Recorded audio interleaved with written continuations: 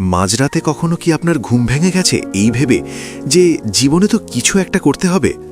আপনি হয়তো স্বপ্ন দেখেন নিজের একটা ব্যবসা দাঁড় করানোর, কিন্তু পরক্ষণেই মনে হয় লাখ লাখ টাকা বা বড় কোনো বিজনেস ডিগ্রি ছাড়া এটা কিভাবে সম্ভব। এই ভয় আর অনিশ্চয়তা আমাদের দেশের হাজারো তরুণের স্বপ্নকে প্রতিদিন গলা টিপে মেরে ফেলছে। কিন্তু আজ আমি আপনাদের এমন কিছু শোনাবো যা আপনার চিন্তাধারা পুরোপুরি বদলে দেবে।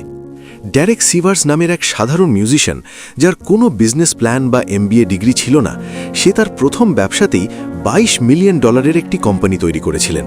কিভাবে তিনি শূন্য থেকে এই অসামান্য সাফল্য পেয়েছিলেন এবং বিশ্বের অন্যান্য সফল উদ্যোক্তারা কিভাবে কাজ করেন, সেই প্রমাণিত কৌশলগুলোই আজ আমরা বিস্তারিত জানব। প্রথম কৌশলটি হল, বড় প্ল্যান নয়, বরং একদম সহজভাবে শুরু করুন।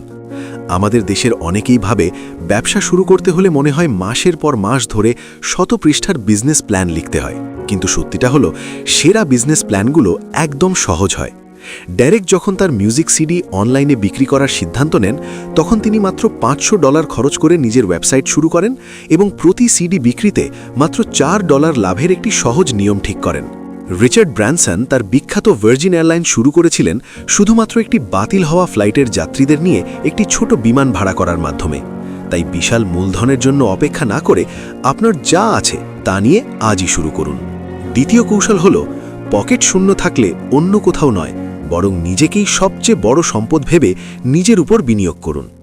আপনার কাছে যদি মাত্র 1000 টাকা থাকে এবং আপনি যদি সেটা শেয়ার বাজারে বিনিয়োগ করে বছরে 20% লাভও করেন, তবু আপনি পাবেন মাত্র 200 টাকা, যা দিয়ে আপনার জীবন বদলাবে না। একজন শূন্য পকেটের মানুষের সবচেয়ে বড় সম্পদ হলো তার সময়। এর বদলে এই টাকা দিয়ে যদি আপনি একটি নতুন স্কিল বা দক্ষতা শেখেন, তবে 1 বছরের মধ্যে আপনার আয় বহুগুণ বেড়ে যেতে পারে। তাই শুরুতে স্টক মার্কেট বা অন্য কোথাও নয়, নিজের স্কিল বা দক্ষতার উপর বিনিয়োগ করুন। তৃতীয় কৌশলটি হল, একসাথে অনেক নৌকায় পা দেবেন না, বা ডেরেকের ভাষায় গাধা হবেন না। একটি তৃষ্ণার্থ এবং ক্ষুধার্ত গাধা যেমন পানি আর ঘাসের মাঝখানে দাঁড়িয়ে সিদ্ধান্ত নিতে না পেরে শেষ পর্যন্ত মারা যায়, আমরাও তেমনি একসাথে অনেক কিছু করতে গিয়ে ব্যর্থ হই। আমরা অনেকেই একসাথে একটা কাপড়ের পেজ খুলি, আবার ফ্রিল্যান্সিংও করি, আবার ইউটিউব চ্যানেলও চালাই, যার ফলে মনোযোগ বিভক্ত হয়ে যায় এবং কোনোটি ঠিকমতো শেষ হয় না। জেফ বেজস যখন অ্যামাজন শুরু করেন, তখন তিনি দুনিয়ার সব পণ্য বেচেননি, বরং শুধু বই বিক্রি দিয়ে শুরু করেছিলেন। আর বিল গেটস ফোকাস করেছিলেন শুধু সফটওয়্যারে। তাই প্রথমে একটি পণ্যের বা সেবার উপর ফোকাস করে নিজের প্রথম 1 মিলিয়ন আয় করুন, তারপর অন্য ব্যবসার কথা ভাববেন। চতুর্থ কৌশল হল, কাস্টমারকে VIP সম্মান দিন। ভাবুন তো, হঠাৎ যদি আপনার সবচেয়ে প্রিয় অভিনেতা আপনাকে কল করে, আপনি নিশ্চয়ই সব কাজ ফেলে তাকেই সময় দেবেন।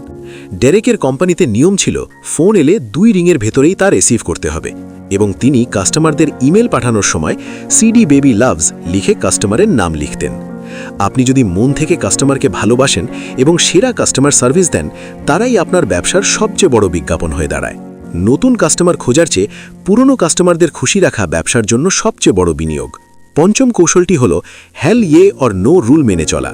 ব্যবসা করতে গেলে আপনার সামনে অনেক সুযোগ আসবে, কিন্তু কোনো কাজে যদি আপনার ভেতর থেকে তীব্র উত্তেজনা কাজ না করে বা মনে না হয় যে এটা আমাকে করতেই হবে, তবে সরাসরি সেটাকে না বলে দিন। সাধারণ বা মাঝারি মানের জিনিসগুলোকে না বলার মাধ্যমেই আপনি আপনার জীবনের সেরা সুযোগগুলোর জন্য সময় ও মনোযোগ বের করতে পারবেন। সব সুযোগ আসলে আপনার জন্য নয়, তাই নিজের লক্ষ্যের প্রতি সৎ থাকুন। ষষ্ঠ কৌশলটি হল, ল অফ অ্যাফেকশন বা মানুষের উপকারের নিয়ম বোঝা। এই নিয়ম বলে, যদি আপনি 1 মিলিয়ন টাকা আয় করতে চান, তবে আপনাকে 1 মিলিয়ন মানুষকে সাহায্য করতে হবে। জেফ বেজস সাধারণ মানুষের থেকে অনেক বেশি ধনী, কারণ তিনি মিলিয়ন মিলিয়ন মানুষকে সহজে কেনাকাটা করতে সাহায্য করেছেন। ধনী ব্যক্তিরা সব সময় বড় চিন্তা করেন। তারা ভাবেন কিভাবে লাখো মানুষের জীবনে পরিবর্তন আনা যায়।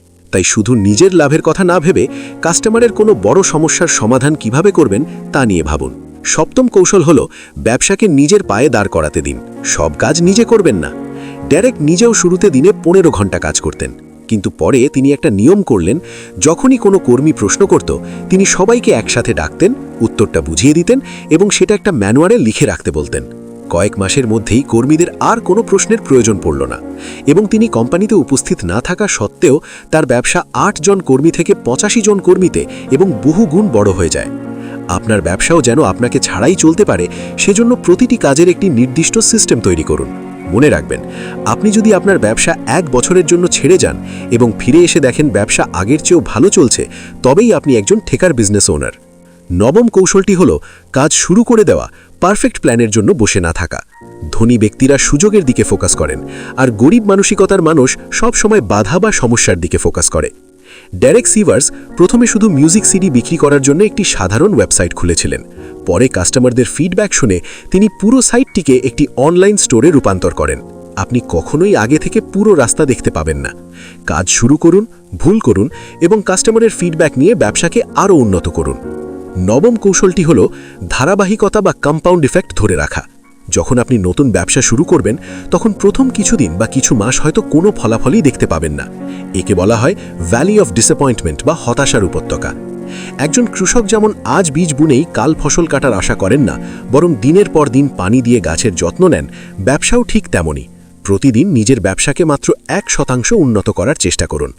এই ছোট ছোট কাজগুলো একসময় কম্পাউন্ড হয়ে আপনাকে অভাবনীয় সাফল্য আনে দেবে।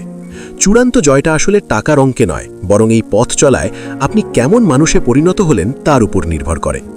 ডেরেক সিভার্স তার $22 মিলিয়ন কোম্পানিটি বিক্রি করে সম্পূর্ণ টাকা মিউজিক এডুকেশনের জন্য দান করে দিয়েছিলেন, কারণ তিনি বুঝতে পেরেছিলেন তার জীবনে আর কতটুকু টাকার প্রয়োজন বা তার যথেষ্ট কতটুকু। আপনার ব্যবসাও আপনার স্বপ্নকে বাস্তবে রূপ দেওয়ার একটি মাধ্যম। এখানে আপনি শিখবেন, ভুল করবেন, আবার ঘুরে দাঁড়াবেন। তাই আজ এই মুহূর্ত থেকে নিজের উপর বিশ্বাস রাখুন এবং খুব সহজভাবে শুরু করুন। হয়তো আপনার এই ছোট্ট পদক্ষেপটাই আগামী দিনের বাংলাদেশের সবচেয়ে বড় সফল গল্প হতে যাচ্ছে।